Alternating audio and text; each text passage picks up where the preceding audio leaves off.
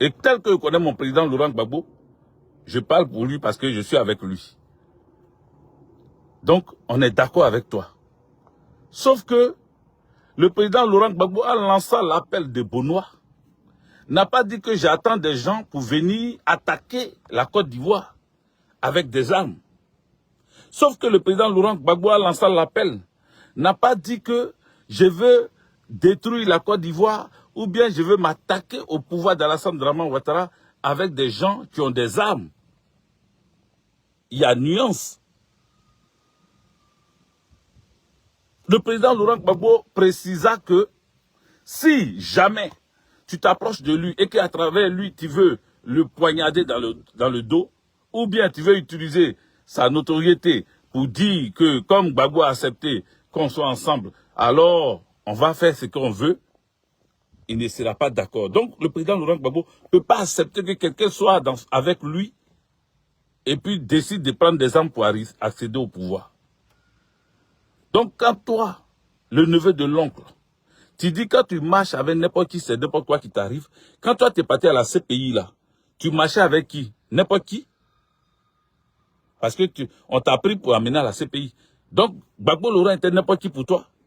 Tu vois ton arrogance, tu vois ton manque de respect, tu vois ton manque de stabilité intellectuelle, tu vois comment tu es petit dans la tête, tu vois comment à chaque fois tu veux dégrader l'image du président Laurent Gbagbo. C'est pour cela que les gens disent que tu es un vendu. Ce n'est pas parce qu'ils t'ont vu sur le marché des vendus, sur le marché d'Agamé, en train d'être vendu aux enchères, ou bien en train d'être vendu comme un mouton. Non. Quand les gens disent que tu es un vendu, c'est par rapport à tes actes que tu poses. Tu es tellement rempli de proverbes. Ton grand-père, il a passé tout son temps, au lieu de t'amener à l'école, il a passé tout son temps à te donner des proverbes.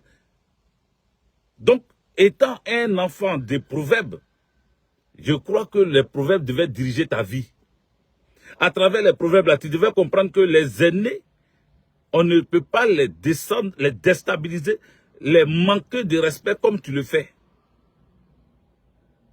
Donc, quand tu dis que quand tu marches avec n'importe qui, c'est n'importe quoi qui t'arrive. Tu sais, nous tous, on en a parlé, hein, tous ceux qui font des... Les amis, mettez des cœurs, s'il vous plaît, mettez des cœurs. Mettez des cœurs. Mettez des cœurs. Mettez des cœurs, s'il vous plaît. On va parler à ce satrape rampant. On va lui parler. Parce qu'il a la grande gueule pour ne rien dire. Aucun programme de gouvernement. Aucun. Depuis il ouvre ça. Depuis il ouvre ça là. Il vous a apporté quoi de plus? Depuis il parle là même, depuis il parle là. Nous tous on s'attendait à un moment donné qu'il venait dire des choses. Il nous a montré une montre. Il est l'heure. Parce qu'il sait que les Ivoiriens aiment les slogans. Il est l'heure. Ça a été repris en cœur par sa troupe de, comment on appelle, de brouteurs, qui ont passé tout leur temps à crier il est l'heure, il est l'heure, il est l'heure. Mais ils n'ont pas eu le courage nécessaire de dire qu'il est l'heure là. On n'a rien vu dedans, ils n'ont pas eu ce courage là, ils n'ont pas eu ce cran. Moi j'ai dit que ce que Blé Goudé, le neveu de l'oncle, vient de faire, je suis persuadé qu'il aura encore des défections dans son groupe. Il aura encore des gens qui vont démissionner dans son groupe. Je vous le dis aujourd'hui, prenez note, gardez ça.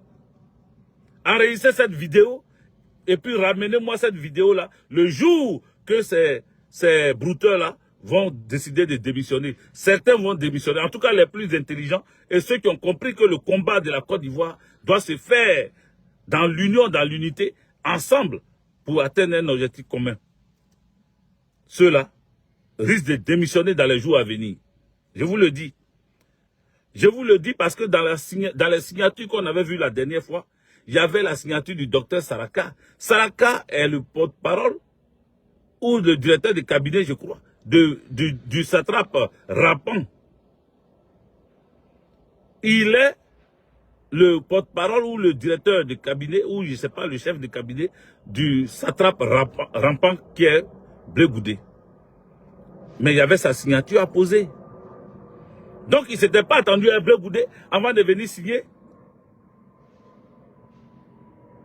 Et puis toi-même, n'as-tu pas reçu un rebelle qui prenait les armes pour détruire la Côte d'Ivoire? N'as-tu pas reçu Soro Kibafori Diom, car c'est de lui que tu parles, tu n'oses même pas dire son nom dans ta bouche. Tu fais allusion à quelqu'un, tu ne dis pas son nom. Pourquoi? Pourquoi tu n'as pas eu les crans pour ne pas être grossier, pour parler de couilles nécessaires, pour dire que Soro Kibafori Diom était un rebelle, aujourd'hui il se retrouve dans l'appel de Bonois. Toi, tu ne te retrouves pas dedans parce que tu ne veux pas marcher à Soro Kibafori. Qui veut marcher à Soro Kibafori Diom?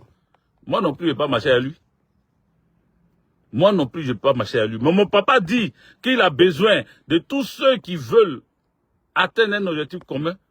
Il veut les voir avec lui. Si Soro Kibafori Diom estime que Gbagbo Laurent est l'homme idéal, il est l'homme de la situation, il est l'idole, il est le fer de lance pour pouvoir atteindre l'objectif d'enlever aujourd'hui à la tête de notre État celui qui a détruit la Côte d'Ivoire, mais il n'y a pas de problème. Je l'ai dit par le passé. C'est moi qui dis je ne veux pas aller marcher avec eux. J'ai dit je ne marche pas avec les soroïstes. Non, je ne marche pas avec eux. Voilà, je ne marche pas avec eux. Je ne marche pas avec eux. Et c'est moi qui avais dit devant l'ambassade de Côte d'Ivoire en France que le jour où les soroïstes vont comprendre que Gbagbo Laurent est le fer de lance, on ira ensemble. C'est-à-dire que Gbagbo Laurent est devant et puis eux ils suivent. Mais ce n'est pas eux qui vont chercher une place à travers le nom de Gbagbo Laurent. Ça là je l'ai répété, je le redis aujourd'hui encore. Ils n'ont pas à chercher un nom ou une place à travers le nom de Gbagbo Laurent. Je ne suis pas d'accord avec ça. Ils n'ont qu'à se faire humbles. Ils n'ont qu'à se faire petits. Et puis Dieu va les élever. Tant qu'ils vont être arrogants, tant qu'ils vont montrer qu'ils sont eux aussi forts, ils sont eux aussi puissants, je ne serai pas d'accord avec eux. Voilà ce que j'ai dit par le passé. Voilà ce que je dis. J'ai dit aujourd'hui. Et voilà ce que je vais dire demain. Sans changer de bouche. Parce que je suis le même aujourd'hui. Je serai le même demain. Avec quelques petites retouches. Mais je serai le même demain. Je serai le même demain. Donc, quand le neveu de l'oncle dit qu'il ne peut pas marcher avec n'importe qui, pour ne pas que n'importe quoi lui arrive, mais il n'a qu'à avouer, depuis tout le monde, le peuple de Côte d'Ivoire l'attend. Le peuple de Côte d'Ivoire l'attend qu'il avoue officiellement sa vraie posture, qui il est, qui il a décidé de suivre. Parce que lui, il ne suit pas n'importe qui. Celui qui est n'importe qui là, c'est qui pour lui, le neveu de l'oncle? Qui est ton n'importe qui? Gbagbo Laurent ne voulait pas te recevoir. Et il ne veut pas te recevoir. Il n'a pas changé. Mais c'est la politique qui veut te recevoir. C'est le combat de la Côte d'Ivoire qui veut te recevoir. Pour que tu puisses donner ta part de gouvernance de la Côte d'Ivoire. Qu'est-ce que tu penses pour le changement en Côte d'Ivoire? C'est là qu'on t'attend. Sinon, ce n'est pas pour faire copain avec toi. Hein. Ce n'est pas pour boire café avec toi. Gbagbo ne va pas manger même son foutu avec toi. Hein. Ou son riz avec sauce graine avec toi. Non, non, non, parce que tu es quelqu'un de bizarre. Tu es quelqu'un de bizarre. Tu es quelqu'un de très, très, très bizarre. Donc, ne vous offusquez pas, peuple de Côte d'Ivoire, peuple africain. Ne vous offusquez pas. Ce monsieur-ci, ce satrape rampant, qui a toujours eu cette parole blessante à l'endroit du président Laurent Gbagbo, il ne faut pas être étonné. Vous avez vu pourquoi on parlait au départ, pourquoi on disait mais il faut s'éloigner de ce monsieur, il faut vous éloigner de lui. Pourquoi on vous disait ça, les gens, les amis, mettez des cœurs. Mettez des cœurs, partagez, mettez des cœurs. Attends, regardez mon deuxième téléphone. Excusez-moi, vous qui arrivez, j'ai pas vu Je vous vois pas, c'est maintenant, je vois vos commentaires. Mais soyez salués, Youssouf Dera, tous ceux qui sont là, hein, Oyara, Irish, Koudou, Gozé, Bawa, vous tous. Désolé, je n'ai pas cité tout le monde, je suis déjà avancé. Généreuse Daniel Lobognon, tu suis. Anake, big up à toi. Soyez tous salués, Alino, Italie, voilà. Voilà, continuez à tapoter Alino Italia. Continuez à tapoter. Ouais, mais Ludovic Tapé, pourquoi tu es idiot comme ça? Pourquoi tu es idiot? Qu'il soit porte-parole, qu'il soit chef de cabinet ou secrétaire général du COJEP, mais je m'en bats les couilles. Qu'est-ce que ça peut me faire? Pourquoi tu es idiot comme ça et puis tu écris menteur? Un menteur, c'est celui qui affirme quelque chose. Moi, j'ai dit peut-être que il est porte-parole du COJEP ou bien il est peut-être, comment on appelle, chef cabinet ou directeur de cabinet, je ne sais pas quoi. Donc, tu me traites de menteur parce que toi-même, tu es un idiot. Sinon, tu n'allais pas me traiter de menteur. Là, on ne parle pas de mensonges. Je cherche à éclairer ma lanterne. J'essaie à comprendre qui il est. Quand je pose cette question, c'est pour que vous aussi, vous puissiez donner la réponse. Donc, si tu sais qu'il est secrétaire général du COJEP, mais va te faire foutre. Voilà, qu'est-ce que ça peut me faire? Le message, il est passé, non? Ou pas? Idiot que tu sois. Donc, bonne arrivée, hein, béni de Dieu, fils Gaé, autant que vous êtes Kadiatou, Thiam, hein, Betty Doku, Karine, big up, Martin, Dib. Soyez tous salués, Excusez-moi, je ne peux pas citer tout le monde. On va avancer. Tout ce que je vous demande, mettez beaucoup de cœur. On peut l'appeler Salamande, Innocent Dogo, comme tu dis. On peut l'appeler Salamande. Mettez des cœurs, on va avancer. Mettez des cœurs, on va avancer. Donc, voici pourquoi Blé Goudéchal dit ce qu'il a dit là. Parce que lui, il a déjà vendu son âme au diable. Et quand on le disait, il s'offusquait avec ces brouteurs qui le suivent là. Eux tous étaient en train de s'offusquer. Parce que pour eux, le satrape rampant, ce plaisantin de haut niveau, le proverbial, l'arbre des proverbes, proverbier, qu'est le neveu de l'oncle, n'a passé son temps qu'à s'attaquer au président Laurent Gbagbo. Jamais vous allez le voir dire non d'Alassane Draman Ouattara dans sa bouche. Jamais. Depuis il est là. Vous-même qui êtes là toujours, non, laissez-les, ils vont s'attendre, il faut qu'ils s'attendent, Laissez Gbagbo, c'est son entourage qui le bloque, ne le bloquez pas, laissez Blé Goudé aller vers Gbagbo, c'est son papa, c'est son ceci, c'est son cela. Pourquoi aujourd'hui là, vous ne parlez pas? Pourquoi vous ne sortez pas pour dire, ah petit, tu es allé loin? Je dis, et je le répète, il y aura des gens dans son entourage qui vont démissionner. Regardez seulement, vous allez voir. Des gens dans son entourage vont démissionner. Ils vont démissionner parce que ils ne s'attendaient pas que ce petit allait être aussi impoli envers le président Laurent Gbagbo. Parce que vous avez fait des cellules de prison ensemble. Parce que tu étais là-bas, tu le coiffais, tu nettoyais ses assiettes. Tu vas te croire celui qui peut parler à Gbagbo Laurent aujourd'hui. Parce que tu as cuisiné pour Gbagbo Laurent. Toi, tu vas l'ouvrir sur Gbagbo Laurent. Quand nous, on partait te voir à la CPI, qu'est-ce que tu racontais même? Qu'est-ce que tu racontais? Tu disais quoi? Tu nous disais que c'est toi, tes avocats, qui ont réussi à vous faire libérer tous. Tu vois, tu étais dans des petites choses. Et tout ce que tu expliquais là, on voyait dedans que tu cherchais forcément l'adhésion de ceux qui venaient te rendre visite. Beaucoup de témoignages sont quittés à la CPI pour nous trouver. Moi-même, je suis allé à la CPI, donc il y a des témoignages aussi. Tu faisais croire que le président Laurent Gbagbo était fatigué. Tu faisais croire que Gbagbo Laurent n'avait plus son esprit, il n'avait plus ses esprits en place. Pourquoi je dis ça? Parce que tu disais que, comme on appelle, le président Laurent Gbagbo a pris des avocats blancs. Tu vois comment tu es raciste? Comment tu es raciste? C'était pas ton panafricanisme qui faisait que tu as pris des avocats africains. Non. Non. Non. C'est pas ça. C'est pas ton panafricanisme. Parce que la preuve en est, regarde aujourd'hui, tu n'as rien d'un panafricaniste. Tu n'as rien, je dis bien rien, d'un panafricaniste. Tu as pris des avocats africains.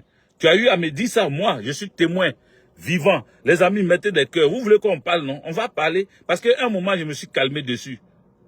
Je me suis calmé parce que quand j'ai vu que le camarade qui parlait beaucoup du neveu de l'oncle, le camarade Tidiane, connaît Ahmed Tidiane, a perdu sa vie, j'ai dit, ceux qui disaient que le neveu de l'oncle est très dangereux, plus que Soro même, pour certains, il y a des gens qui ont dit qu'il est plus dangereux que Soro. Vous comprenez? Je me suis assis et j'ai réfléchi. Je me suis assis et je dis, mais qu'est-ce qui s'est passé? Pourquoi des gens viennent écrire? Pourquoi des gens viennent et ils écrivent en commentaire sur le poste que Yamissi Tidiane Ahmed connaît, que maintenant il est parti, il va laisser Blé Goudé en paix. Pourquoi c'est les moutons, les brouteurs, ce ne sont pas des moutons eux. Eux, ce sont des brouteurs. Ce sont des brouteurs. Pourquoi ils les appellent brouteurs? Je vais dire ça, j'ouvre une parenthèse rapidement et puis je vais la fermer. Ils les appellent brouteurs parce qu'ils sont là pour manger. Ils ne sont pas là pour la Côte d'Ivoire. Ils n'ont rien à voir avec la Côte d'Ivoire. Ils sont là pour manger. Rien que manger leur ventre et leur bas-ventre. Satisfaire leur libido en même temps. Par ricochet. Ils passent leur temps à lutter pour pouvoir occuper la Côte d'Ivoire de demain. Parce qu'on dit qu'ils sont jeunes. On dit qu'ils ont fait la fessie. On dit que eux là, c'est des entrepreneurs, c'est des diplômés. C'est eux qui vont prendre la Côte d'Ivoire de demain. Qui vous a dit que c'est forcément des diplômés qui prennent un pays? Qui vous a dit que c'est ceux qui ont déjà fait les anciens syndicalistes qui prennent un pays? Qui vous a dit ça? Qui vous a dit ça?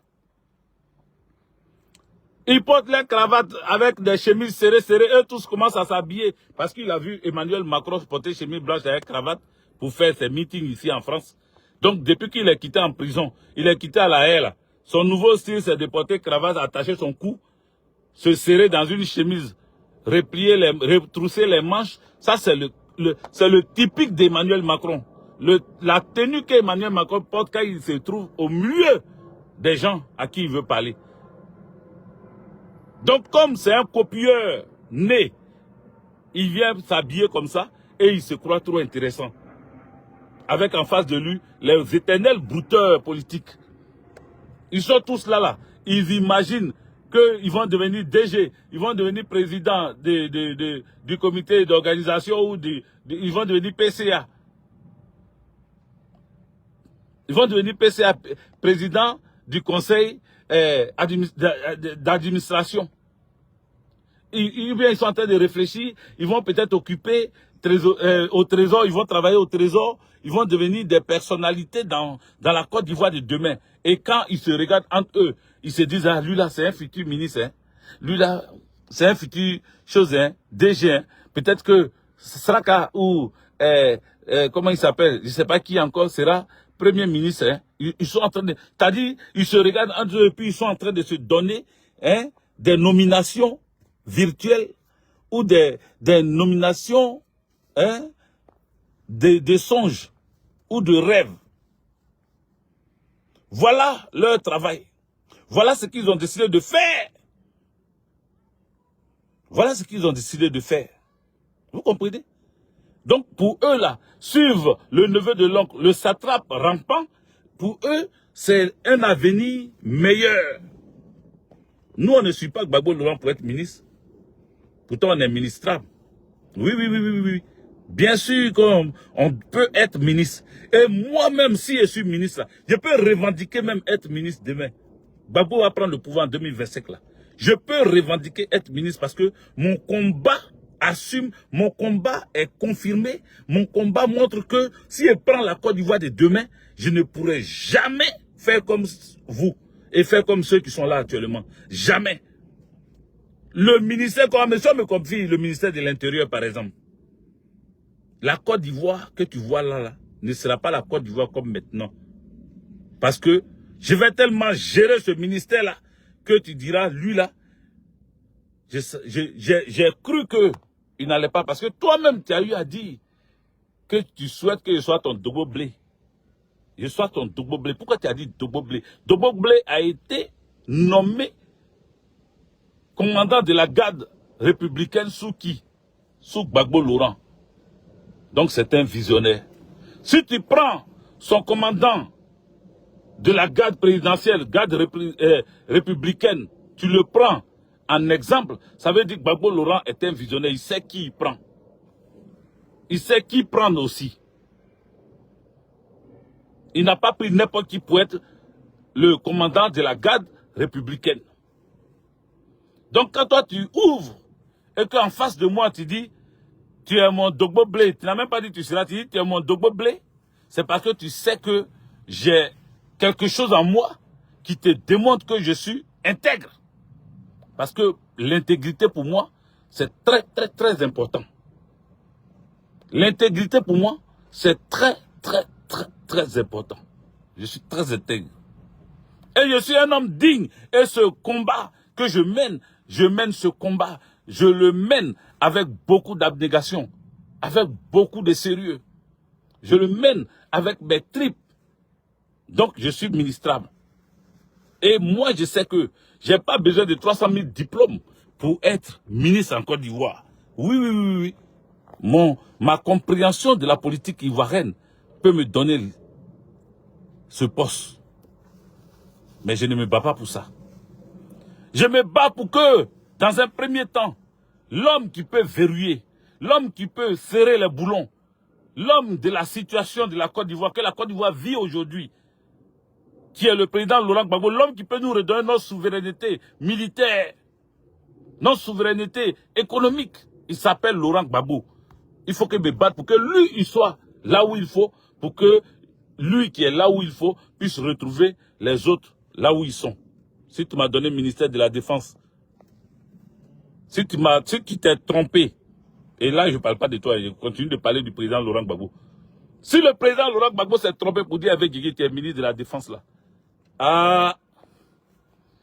moi-même je vais chercher Palab. Je vais chercher Palab, mais puis pour chercher Palab là, je vais d'abord faire asseoir l'armée de Côte d'Ivoire. Je vais faire asseoir parce que là où je suis même pas rien, je suis 0-0 là. J'ai déjà ma compréhension de l'armée de demain pour la Côte d'Ivoire. J'ai déjà ma compréhension pour la défense de demain pour la Côte d'Ivoire. Pourtant, je ne suis rien. Je ne cherche pas à être président de la Côte d'Ivoire, ni ministre de la Défense. Mais si tu m'as mis là-bas, tu as gagné. Parce que c'est un travail pour que la Côte d'Ivoire soit autonome vis-à-vis de tous les autres pays africains, mais vis-à-vis de tous les autres pays du monde. Tu vois, les enfants de Gbagbo, ils ont ça. Ils ont ça. Et nous nous battrons pour que cela soit. Donc quand toi, le neveu de l'oncle, tu n'as rien comme programme pour satisfaire la compréhension de tes brouteurs politiques qui sont en face de toi, mon frère, il faut la fermer. Ferme-la. Tais-toi. Tais-toi. On en a marre. On en a marre. Gbagbo Laurent n'est pas ton camarade. Gbagbo Laurent, ce n'est pas ton camarade. Tu es allé en prison avec lui, mais ce n'est pas ton camarade. Gbagbo Laurent, là, tu es allé en prison avec lui, tu es allé le trouver en prison, mais ce n'est pas ton camarade. Ce n'est pas ton égal. Ce n'est pas ton égal, ni politiquement, ni intellectuellement. Parce que lui, il est très, très intellectuel et puis il est très diplômé. Tu n'as pas son diplôme, petit. Tu n'as pas sa carrure. Le charisme même du président Laurent Gbagbo, tu n'as pas. La seule chose que tu es un bon orateur. Gros bavard. C'est tout ce que tu as. C'est vrai, ça te sauve. C'est vrai, ça te donne un peu de visibilité. Mais ça ne peut pas faire de toi un chef. Parce que le chef, ce n'est pas un chiffon. Le chef, ce n'est pas le chiffon. Un chef, c'est un chef. Un chef, ce n'est pas un chiffon. Mettez des cœurs, les amis. À chaque fois, il faut que je vous rappelle. Mettez les cœurs. Parce que quand vous mettez les cœurs, ça monte et c'est protégé. Et quand vous regardez simplement sans rien faire, c'est chaud. Mettez les cœurs donc. Donc il faut aller d'abord laver ton caleçon. Le neveu de l'oncle. Va laver ton cul avant de venir parler à Gbagbo Laurent. Lave ton caleçon. avant de venir parler à Gbagbo Laurent. Si tu ne veux pas le respecter, on ne va pas te respecter non plus, mon frère.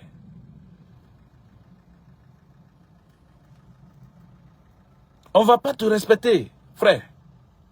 Si tu ne respectes pas Gbagbo Laurent, on sera plus impoli que toi. Et puis tu vas voir que l'impolitesse,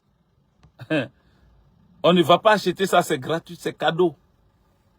C'est cadeau, tu vois les gens, ils sourient, ils sont en costume, ils ont cravate partout. Mais ce sont des gros impolis. Ils ont fini avec impolitesse. On se maintient parce que, et on se retient parce qu'on a envie de respecter, de se respecter. Mais tu as un gros manque de respect en toi. Tu as un gros manque de respect à toi. Tu as la grande gueule pour ne rien dire, pour ne rien faire. Pour ne rien dire, pour ne rien faire, tu n'es rien. Si c'est Bakongo ici t'a parlé, on t'a pas vu assez agité. Hein? On t'a pas vu assez agité. Les amis, quand Cissé Bakongo a dit que au sens propre comme au sens figuré, Blé Goudé Chal est avec nous là, est-ce qu'on l'a vu piquer? L'individu s'est assis face à une caméra, il est devenu vidéoman comme nous ici. Et il a commencé à raconter sa merde. Il a commencé à raconter sa merde. Il s'est assis face à une caméra et il a commencé à parler. Quand il s'agit de répondre à Gbagbo Laurent, il s'assoit face à ses brouteurs politiques. Remarquez. Adé Zagadou. Bonne arrivée, big up à toi. Remarquez tous ces gestuels. Quand il s'agit de Gbagbo Laurent, il est tremblant. Il est très agité, il est très zélé. Et il est, tu vois, il est dans un one-man show qui ne dit pas son nom. Il est trop inspiré quand il s'agit de Gbagbo Laurent.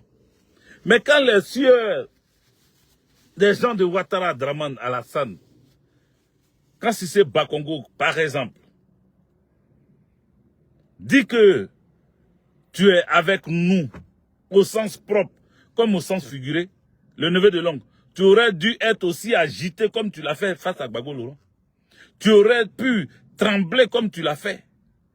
N'est-ce pas toi, le neveu de l'oncle, qui a reçu Soro Kibafori Guillaume à la haie? N'est-ce pas toi qui l'a reçu à la haie? Toi qui dis on ne mange pas à n'importe qui là. Est-ce que lui là, tu peux jurer devant Dieu que tu n'as jamais mangé ces 5 francs? Kibafori Soro là. Tu veux dire que tu n'as jamais mangé 5 francs de ce monsieur? Tu veux dire que le jour où il allait te visiter à la CPI là, il t'a pas laissé de l'argent? Est-ce que tu peux le dire? Pourtant, c'était un chef rebelle. Il a pris les armes pour enlever Alassane Draman Ouattara. Quand il venait te voir là, il avait encore dans sa pensée de prendre des armes pour attaquer Alassane Draman Ouattara. Mais tu as pris son argent. Tu l'as accepté. Tu l'as accepté. Et nous autres, nous étions des farouches défenseurs. Quand les gens étaient en train de dire tu as trahi la lutte, quand les gens étaient en train de dire tu as pris l'argent, quand les gens étaient en train de dire que tu es désormais un rebelle, quand les gens étaient en train de dire que le fait de prendre photo avec un rebelle, de le recevoir, toi aussi tu es rebelle, c'est nous. Précision, détail, c'est moi. Mon Oa, moi. C'est moi, Hervé Didier. Qui ai pris ma caméra et qui t'ai défendu bec et ongle pour dire à quiconque veut l'entendre que Charles Blé Goudé n'a jamais trahi. Ce qui s'est passé là, c'était à son avantage. Blé Goudé reçoit Soro Kibafori Guillaume à la haie pour dire au juge de la haie que vous voyez, voici un rebelle, un de ceux qui dirigent la Côte d'Ivoire, qui est le président, la deuxième personnalité de la Côte d'Ivoire, président de l'Assemblée nationale, qui se déplace pour venir voir celui que vous accusez de criminel. Celui que vous dites qu'il était dans un plan commun pour tuer les Djoula. Lui aussi, il est Djoula, il est du Nord. Donc, c'était une communication à ton avantage. Voici ce que j'ai dit. Et Soro Kibafori Guillaume aussi avait posé ce tact parce que Emmanuel Macron lui avait demandé une preuve. Il lui avait demandé une preuve. Qu'il prouve qu'il peut avoir les dignitaires qui étaient autour de Gbagbo Laurent. Il peut les avoir avec lui. Il peut avoir les hommes de Gbagbo Laurent avec lui. Donc Soro venait pour lui son intérêt. Mais toi, tu es resté là pour toi, ton intérêt. Donc, vous deux, dans votre rencontre-là, chacun y gagnait quelque chose. Voilà l'explication que j'ai donnée. Quand j'ai fini de donner cette explication, tu as pris le téléphone de Degré Maï. Il est témoin, Degré Maï, le représentant COJEP de France. Les moutons qui sont à côté là, c'est pas avec vous, je parle. Je parle. Les brouteurs qui sont à côté, je ne vais pas vous appeler moutons, mais comme votre leader est le neveu de l'oncle, et que l'oncle a des moutons avec lui, ça veut dire que vous n'êtes pas loin d'être mouton. Pour le moment, je vous appelle brouteur dans les deux sens. Brouteur en tant que brouteur d'herbe, comme les moutons, mais brouteur en tant que ceux qui sont venus pour vampiriser les postes de l'État de Côte d'Ivoire, qui cherchent des postes. Voilà. Voici les deux sens du fait que je vous traite de brouteur. Je continue. Donc ces brouteurs-là, je sais pas avec vous, je parle. Degré Maï m'a appelé et il dit, me passe son patron, Charles Blé Goudé. Charles Blé Goudé, dans mon téléphone, me dit, mais Guigué, depuis là, les gens demandent audience pour venir me voir. Il y a des cas et des cas, des convois qui viennent me trouver à la CPI pour me rendre visite. Pourquoi toi, Guigué, depuis là, je suis sorti de prison maintenant, tu ne viens pas me voir? Vous comprenez ce que dit le neveu de l'oncle? Il dit pourquoi moi je ne viens pas le voir quand d'autres sont en train de demander audience, quand d'autres prennent des cas, ils font des convois pour aller le voir. Pourquoi moi, maintenant qu'il n'est pas en prison, je ne viens pas le voir? Et que il a vu ma communication sur sa rencontre avec Soro Kibafori Diom. Il a vu comment je suis sorti. Il avait les mêmes brouteurs politiques qui sont autour de lui là. Les communicants qu'il a réunis autour de lui, ils étaient tous là. Et puis, avec Guigué, qui n'était pas son communicant, est sorti pour parler. Mais il a appelé avec Guigué pour dire, moi, Blé Goudé Charles, j'ai fait l'école, j'ai fait, comment on appelle, l'école pour faire la communication politique.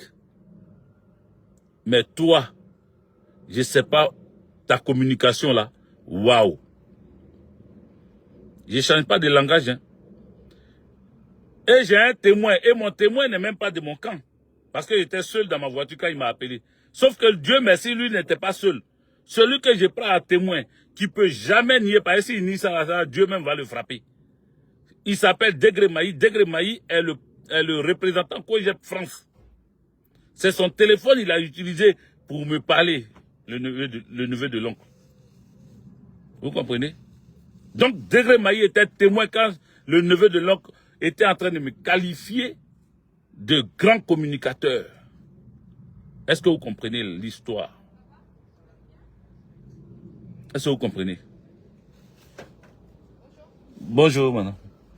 Est-ce que vous comprenez l'histoire? Donc lui, qui sait que je suis un communicateur hors pair, il a dit, je veux te voir, je veux que tu viennes me rendre visite.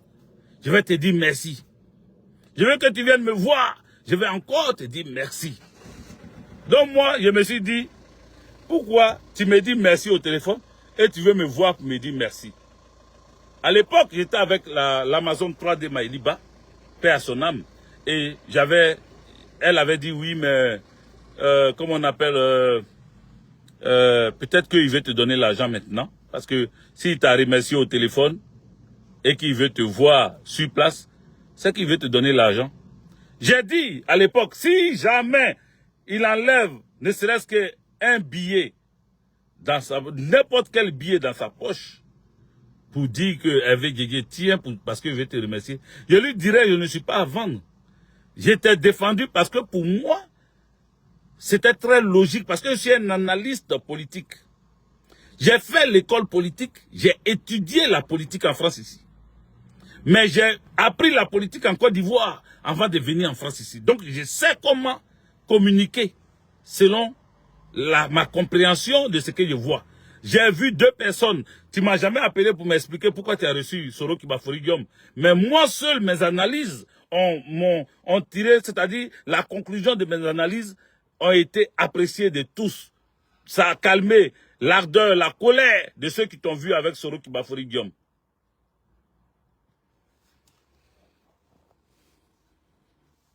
Oui, Adé Zagadou. Il supplie les gens pour lui faire allégeance. Je ne suis pas en train de raconter n'importe quoi. C'est pour ça qu'il dit qu'il y a un témoin. C'est lui qui a demandé que j'aille le voir. Et j'y suis allé avec l'Amazon 3D, paix à son âme. Je suis allé là-bas, j'ai rencontré Charles Blé Goudé. Même son 5 francs, je n'ai pas pris. Parce qu'il ne m'a pas donné 5 francs. Il m'a remercié encore de vive voix. Et il a souhaité que chaque 2 semaines, il fallait qu'il vienne faire au moins 2 jours avec lui. Je viens samedi, je retourne dimanche. C'est-à-dire, la nuit du vendredi au samedi, j'arrive là-bas, je retourne la nuit du dimanche. Il voulait que chaque 2 semaines, je vienne là-bas. Janine Bowie soit saluée. C'était ce qu'il a voulu parce qu'il voulait me voir. Il sait que quand moi je parle, Taïe Laurent, Fébi, big up à toi. Quand je parle, ça vient de mes tripes, mais en même temps, les analyses que je fais là, ce sont des analyses qui édifient. Les gens se sont calmés. Leur colère se sont abaissés. Parce que Hervé Didier leur a dit que chacun y gagnera quelque chose. Soro va gagner sa notoriété auprès de Macron, mais Blé Goudé Charles va gagner auprès de la CPI.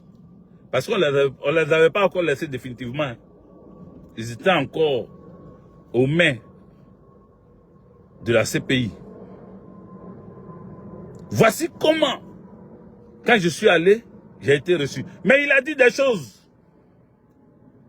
Il a dit des choses. C'est lui qui a pris des bons avocats.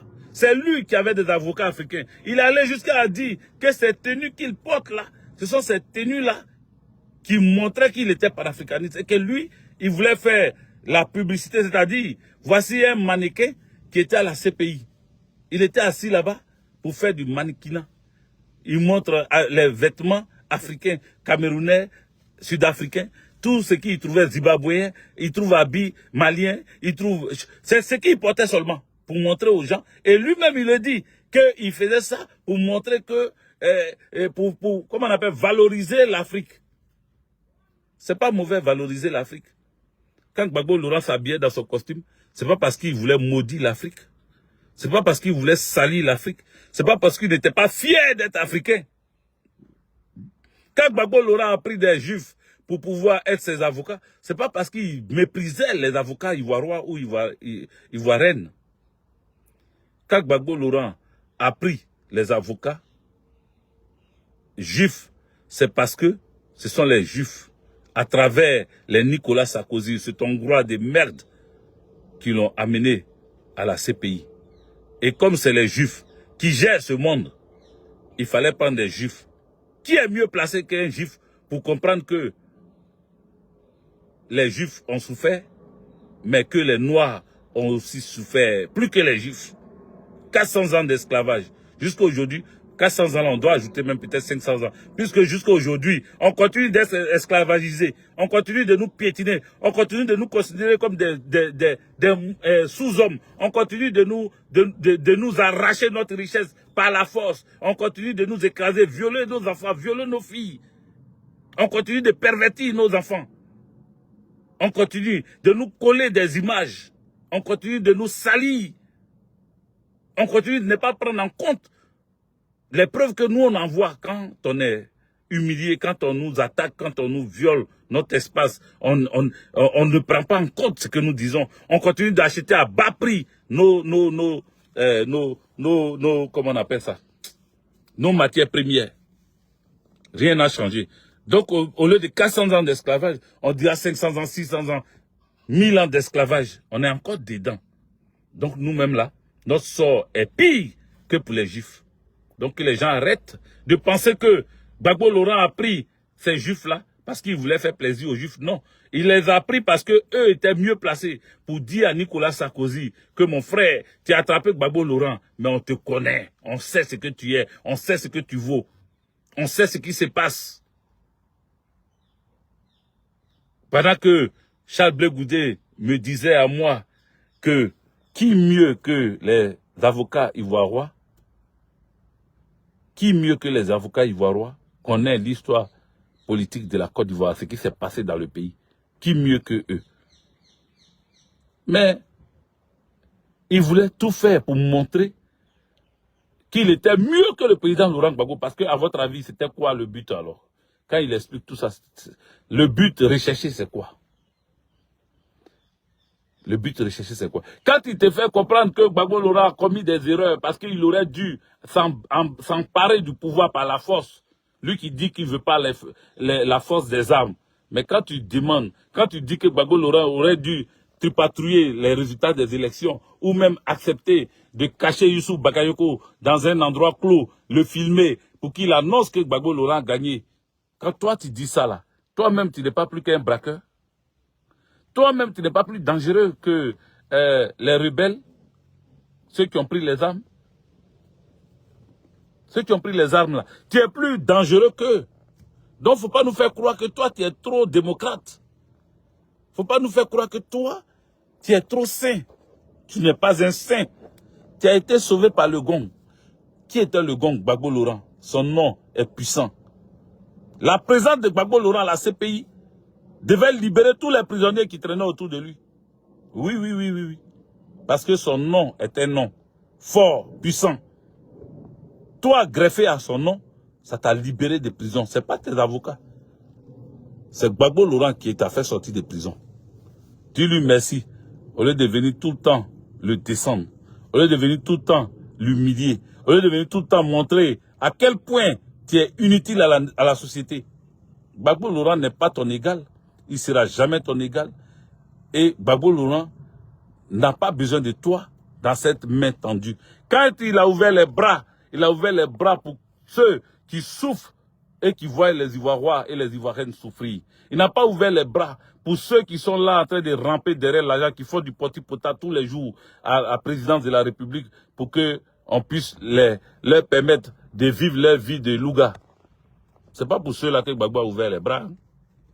Gbagbo n'a pas ouvert les bras pour que toi, le neveu de l'oncle, ancien rampeur, ancien ropero, tu viennes te mettre dedans. S'il t'avait rejeté encore, tu allais dire voilà, il appelle les gens sauf moi. S'il ne voulait pas te voir encore, tu allais dire voilà, je ne sais pas ce qu'il a fait à ce monsieur, mais il est trop rancunier. S'il ne voulait pas te voir, tu allais dire voilà, est-ce que ce grand homme politique dont on m'a parlé là, c'est lui qui est là encore? Maintenant que Gbagbo Laurent a ouvert les bras, en te mettant dedans, mais c'est de toi il parlait quand il rajoutait. Tu fais partie de ceux qui y parlaient. Tu as vu Simone Eivé Gbagbo? Simone Gbagbo. Simone, celle que tu appelles ta maman. Celle que tu appelles ta mère, Simone. C'est notre mère à tous. Et nous, on l'a toujours respectée. On va la respecter jusqu'à la fin de sa vie. Oui, oui, oui, on va la respecter. Parce que elle mérite ce respect-là. Mais tu as vu comment elle t'a dribblé, tu as vu comment elle a montré que tu étais nul politiquement. Simone Eivé est, comment on appelle, Simone Eivé est, comment on peut dire ça? Elle était, pardon, la vice-présidente chargée de la stratégie politique du FPI. Vice-présidente chargée de la stratégie politique du FPI. Elle n'a rien à voir avec toi. Tu l'appelles maman, elle t'appelle fils. Mais politiquement, vous n'avez rien de commun. Parce que tu sais quoi? La main tendue là, elle a accepté ça. Le jour où elle faisait sa déclaration, le président Laurent Gbagbo se mariait avec mon amie chérie, la plus belle des femmes, la Bangon.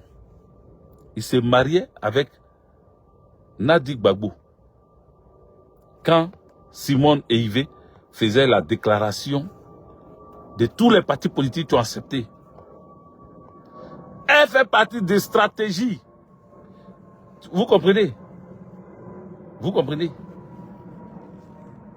Vous comprenez? De toute façon, dans tout ce que vous pouvez comprendre, c'est que Jésus vous avait dit qu'ils allaient partir, ils allaient partir, ils allaient partir. Beaucoup m'ont posé cette question. Mais est-ce que tu penses que demain, ils peuvent se retrouver politiquement? Pas une affaire d'amour, Mais est-ce que politiquement, Gbagbo et Simone peuvent se retrouver? J'ai répondu à ceux qui me posaient cette question à l'époque. J'ai dit, vous serez étonnés que les deux là se retrouvent. Parce que pour moi, politiquement, elle n'allait pas cracher sur la soupe. Politiquement, elle n'allait pas être avec Dramane Ouattara. Politiquement, hein, je dis bien. Parce que c'est quelqu'un qui a été vice-président de stratégie politique du FPI. On parle du grand FPI. On parle du FPI, le Front Populaire Ivoirien. Ce n'est pas n'importe quel parti. C'est l'enveloppe qui est restée avec Afissatou Nguessan. Mais le FPI, dans son ensemble, avec son essence, avec ses leaders, le FPI était le plus grand parti d'Afrique. Ou même, on peut dire, le deuxième plus grand parti après l'ANC en Afrique. Le FPI. Je ne sais pas comment les gens y voient. Eux, ils regardent ça comme ça. Ils pensent que les Gbagbo, les Simone, tout cela, ce sont des politiques des bas quartiers. Non, hein. Non, non, non, non, non. Non, non, non, non. Ils n'ont rien à voir avec les nouveaux les plaisantins de cette génération. Ceux qui se croient jeunes, mais des jeunes vendus. Ceux qui se croient jeunes, mais qui pensent qu'ils peuvent manger en écrasant l'autre. Ceux qui se croient jeunes et qui pensent que la Côte d'Ivoire, c'est le Sénégal, où les Diomaye Faye et les Ousmane Sonko sont devenus président et premier ministre à la fois. Donc, eux, là, ils sont en train de rêver. Ils sont en train de penser que la Côte d'Ivoire, notre Côte d'Ivoire, est comme ces autres pays-là. Non, la Côte d'Ivoire n'est pas comme les autres pays. Il y a eu une injustice qui a été faite en Côte d'Ivoire. Le président Laurent Gbagbo a été déposé. Or, le peuple de Côte d'Ivoire l'avait élu. On avait voté Gbagbo Laurent. Mais les gens l'ont enlevé. Ils sont allés le mettre en prison. Même s'il marche avec Cannes, même si on le pousse dans Brouette, Gbagbo Laurent doit revenir au pouvoir. Ne serait-ce que pour un seul mandat. Mais il doit revenir au pouvoir. Parce que le peuple de Côte d'Ivoire n'a pas encore digéré le fait qu'ils ont voté quelqu'un, ils ont choisi quelqu'un, et que les Occidentaux, accompagnés par les nègres des maisons, les nègres des salons, sont venus le chercher pour l'amener hors du pays. Les Ivoiriens n'ont pas encore digéré ça. Il y a des peuples qui ont été décimés, des villages anéantis, pour que Gbagbo Laurent soit là où il est. Donc, ce n'est pas du jeu. Ce n'est pas une nouvelle génération qui va nous faire quelque chose. On s'en fout de cette nouvelle génération, on s'en fout de ça. La nouvelle génération ne nous ébranlera pas. La nouvelle génération, qu'elle aille se faire foutre parce que si elle a de quoi proposer, on veut voir à l'œuvre. On ne prend pas quelqu'un pour le mettre là où il doit être. Non, non, non. Lui-même, il doit se battre pour être là où il doit être. Il faut vous battre. On est jeunes, chacun lutte. Moi, Guégué, demain, je serai député ou maire. Et puis, je peux être même ministre. Et je serai ministre. Je me donne cette gloire-là. Je serai ministre. Gbagbo va faire un seul mandat. Mais nous tous, on va se battre pour être président en Côte d'Ivoire. Qu'est-ce que vous croyez? On va se battre parce que ce n'est pas les neveux de l'oncle. Le neveu de l'oncle est plus vieux que moi. C'est moi qui assume ma barbe. C'est pour cela il y a d'autres plaisantins. Quand ils me voient un barbe blanc, ils se disent, ah, lui là, il a vieilli. Donc peut-être qu'il a perdu un peu de force. Il n'a pas perdu ma force. Hein. J'ai barbe blanche, mais il n'y a pas esprit blanc. J'ai barbe blanc, mais ma force est encore noire. Il ne faut pas barbe blanche, ça va vous surprendre. Hein? J'ai barbe blanche. Mais je suis avec Didier. Voilà. Tu as tenté, tu vas regretter. C'est pas Yaya. Tu as tenté là, tu vas regretter. Toi-même, tu vas t'étonner. Tu as dit barbe là, il faut mettre peinture dessus, à mettre ça va devenir noir parce que ça ne ressemble pas à ce qu'on croyait.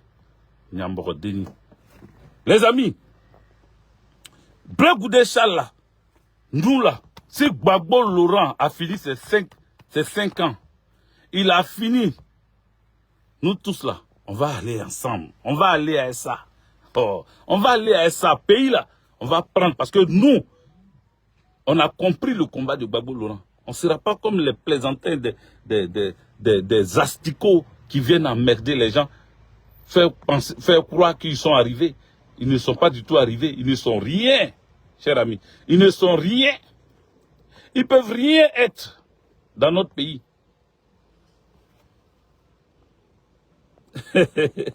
Esprit blanche. Ouais. Parce qu'il a dit barbe blanche. Donc, peut-être esprit a de... Ah, il a dit quoi? A des agadou. Merci de m'avoir rappelé. Ah, barbe blanche. Donc, il a ajouté esprit blanche. C'est comme ça? Donc, donc ce n'est pas Yaya, c'est pas Blanc. C'est pas Bush aussi, on se connaît, on est là, on vit à femme ici. On se connaît, c'est pas Bush. Tous les jours, je vous ai dit ça. Depuis, il n'avait pas barbe blanche là. Je vous disais ça. Voilà. Donc, pour revenir à ce qui est important, parce que là, je suis en train de faire les 1 heure de vidéo, il faut comprendre une chose. Le neveu de l'oncle, le satrape rampant, Bleu Goudé Charles, est un plaisantin qui n'aura pas un avenir politique radieux. Je répète, le satrape rampant, ce neveu de l'oncle Bleu Goudé Charles n'aura pas un avenir politique radieux. Je vous le dis aujourd'hui, parce que tu ne peux pas t'attaquer à l'homme qui a fait que toi, on te connaît. Ce n'est pas ta grande gueule, ce n'est pas ton aura, ce n'est pas, tu n'as rien, mon frère. Quand tu parlais là, on voyait Gbagbo Laurent en toi. Quand tu dis sortez, arrête de manger la saco de Gbagbo Laurent, j'ai arrêté de manger. Quand tu dis arrête de parler, c'est à cause de Gbagbo Laurent, j'ai arrêté de parler. Quand tu as dit tout le monde, on se retrouve devant, comment on appelle là, c'est à cause de Gbagbo Laurent, c'est pas à cause de toi. Quelqu'un ne peut pas aller se sacrifier pour toi. Si tu veux faire l'essai, essaie ça. Il faut dire à tout le monde de sortir, d'aller encore devant le 43e Bima avec un matelas. Cette fois-ci, il faut prendre le lit avec. Prends le sommier du lit avec. Et puis va devant le 43e Bima là. Tu vas voir, tu seras couché seul avec les brouteurs politiques qui sont avec toi là. Sinon, il n'y aura plus personne. Oui, oui, il n'y aura plus personne. Il y aura ceux qui sont curieux de voir ce que tu vas faire. Il y aura ceux qui ne savent pas que tu as trahi Gbagbo Laurent. Parce qu'il y en a encore qui te collent à Gbagbo Laurent. Il y en a encore qui croient que tu es le fils de Gbagbo Laurent. Il y en a qui pensent encore que toi et Gbagbo, ça fait un. C'est eux là que tu continues de tromper. Mais tu vas les tromper pendant combien de temps? Pendant combien de temps? C'est de ça qu'il s'agit. Et c'est de ça que je parle. Cher ami, j'ai fait 1 heure, 1 minute de vidéo.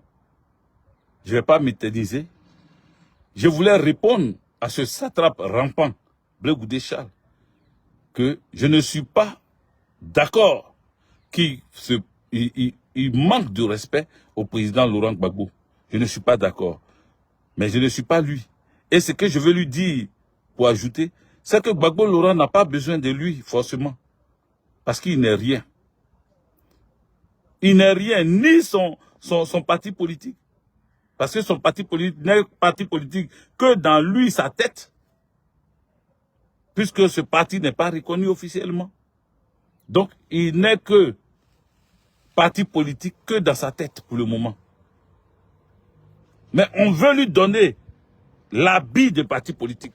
On veut lui faire un geste politique pour dire viens, tu vas te frotter au PPACI. Le PPACI que tu appelais groupuscule, regarde ce groupuscule qui appelle tout le monde, le leader du groupuscule appelle tout le monde, tous les autres partis d'opposition. Ils sont au moins 28 partis d'opposition qui se sont rapprochés, qui se sont ralliés. 28 partis d'opposition, y compris la société civile. La société civile. Même ceux qui vont chercher les go dans tes trucs, dans tes réunions là. Les gens comme les Boga Sako GV qui vont chercher les femmes dans les MGC ou bien dans Kojep là. Ils se sont ralliés. Simone Ivé, elle s'est ralliée parce qu'elle sait que Gbagbo, le Widi, c'est Gbagbo. C'est lui qui peut donner nom à vous tous. Tous vos partis politiques, c'est Gbagbo Laurent qui peut vous donner nom. Sinon, vous n'êtes rien. Votre parti politique n'est rien. Mais quand il dit vous n'êtes rien, j'enlève Simone Ivé dedans. Parce que c'est une maman. Simone Ivé, c'est une maman. Et elle connaît la politique. Elle sait que le monsieur qu'on appelle Gbagbo Laurent, s'il a dit qu'il ouvre les bras là, c'est dès maintenant qu'il faut sauter dans le bras là. Sinon, si tu n'as pas sauté dans le bras là maintenant là, demain il sera trop tard. Demain il sera trop tard. Donc, tu n'es rien, tu ne seras rien. Il faut garder cette vidéo-là. Le jour où tu deviens quelque chose, il faut dire avec Didier. Tu avais dit qu'il ne serait rien, me voici ici quelqu'un. Tu as voulu imiter ton ami Kakabe, Kwadio Konan Bertin. Tu as voulu faire comme lui. Tu as voulu avoir Tu as voulu avoir de la notoriété. Tu as voulu que toi aussi on te nomme parce que tu veux travailler avec Alassane Dramane Ouattara. Sauf que Alassane Dramane Ouattara, vous le voyez comme ça là. Politiquement, il n'est pas fort. Hein. Mais dans la méchanceté, il est super. Politiquement, il n'est pas fort. Hein. Mais dans la revanche, dans être revanchard là, il est prêt. Il sait que toi là, tu es un koussi-koussa. Tu es un ni chaud ni froid. Oh, ni chaud ni froid, on te vomit. Ni chaud ni froid, on te vomit. Et toi, comme tu es ni chaud ni froid, et que lui le sait, jamais il te fera paix. Tu vois, tu es resté au milieu. Gbagbo te rejette. Ton oncle te rejette. Le seul qui allait penser à toi à cause de la fessie, Soro Kibafori Guillaume, tu viens de le clouer, tu viens de le pointer du doigt en le traitant d'assaillant qui veut encore reprendre les armes pour assouvir ses besoins. Donc là, tu es dans l'isolation totale. Simone Yves, celle que tu prétendais être ta mère, et tous les jours tu étais autour d'elle, c'est ma maman, c'est ma mère, c'est ma mère, c'est ma mère. Ta mère t'a lâché pour aller accepter les bras ouverts de Gbagbo. Quand Gbagbo ouvre ses bras pour dire qu'il veut que vous veniez dans ses bras là, mais la première personne qui va jaillir dedans, c'est Simon. Sauf que c'est politique. Bon, ça c'était pour rigoler. C'était pour un peu rigoler. Pour ceux qui ont compris, vont comprendre. Vous n'avez pas compris, ok, comprenez comme je suis en train d'expliquer là. Voilà, elle est venue dans les bras de l'homme politique qui est Gbagbo Laurent. Voilà, c'est pas les bras pour que ça soit, comme on appelle, ancien feu qui se réallume. Non, non, non. C'est politique. Voilà. Donc, elle t'a lâché. Elle t'a lâché. Elle t'a lâché. Et je t'exhorte, désormais, quand tu veux parler du président Laurent Gbagbo, il faut prendre beaucoup de gants. Il faut prendre beaucoup de gants. Il faut réussir à te faire ton récépissé de ton parti politique. Et puis maintenant, on va venir vraiment discuter réellement avec toi. J'espère que le ministre Danon Diédié, le président exécutif du PPACI, va pas se fatiguer pour venir encore te parler. Aujourd'hui là, tu seras seul. Ou bien, si tu veux vraiment, tu iras avec Dramane Ouattara, mais tu ne seras pas avec nous. Parce que nous, on n'a pas besoin, nous on n'est pas n'importe qui pour marcher avec n'importe quoi. Est-ce que le son est passé? Nous ne sommes pas n'importe qui pour marcher avec n'importe quoi. Et toi, tu es un n'importe quoi. Donc on ne marche pas avec toi. Voilà, faut te ressaisir. Hein? Faut te ressaisir. Mais comme je l'ai dit, et c'est là que je vais finir, très bientôt, il y aura des gens qui vont démissionner encore dans ton parti politique. Vous qui ne vous sentez plus dans le parti politique des comment ils appellent, Blé Goudé Charles, vous qui hésitez encore, qui pensez que c'est une stratégie entre lui et Gbagbo, vous qui croyez encore qu'il va changer de posture et qui vous fait ce qui vous donne envie ou espoir de rester encore là. Dès maintenant, prenez votre décision. Le PPACI vous attend à bras ouverts. On ne vous chassera pas. On ne va pas vous montrer du doigt. On ne va pas chercher à vous poser des questions ou d'abord vous donner comme on appelle, des préalables. Non, non, non. Revenez à la maison. Parce que c'est à cause de Gbagbo Laurent que vous avez suivi ce mouton-là, ce brouteur-là. Excusez-moi. C'est pour Gbagbo Laurent que vous vous êtes accroché à lui, pensant qu'il allait faire une stratégie avec Gbagbo Laurent pour reprendre le pouvoir d'État. Sauf qu'il s'éloigne de jour en jour de Gbagbo Laurent. Et tant qu'il s'éloignera de Gbagbo Laurent, vous vous éloignez, vous, les brouteurs qui êtes avec lui, vous allez vous éloigner de Gbagbo Laurent. Si ce n'est pas ton besoin, si ce n'est pas ce que tu souhaites, si ce n'est pas vraiment ce que tu as envie de voir, rejoins la famille PPACI, on vous attend. Vous venez d'écouter ici avec DJ qui a essayé tant bien que mal de nous expliquer comment s'est déroulée la rencontre entre le ministre Sébastien Danon Diédié et M. Charles Blé Goudé. Voyez-vous, Charles Blé Goudé aurait pu répondre directement au ministre Danon Diédié en face. Comme un vrai homme qui porte ses coronesses, qui porte ses couilles, il répond en face à celui qui est venu devant lui. En fait, il ne l'a pas fait. Il a dit qu'il a pris acte et qu'il répondra avec une réponse politique avec le temps. Mais quelques jours plus tard, Charles Blé Goudé a pris son micro et a commencé à parler encore en parabole, tenant des propos comme ça graves, nous expliquant que si tu marches avec n'importe qui, n'importe quoi t'arrive.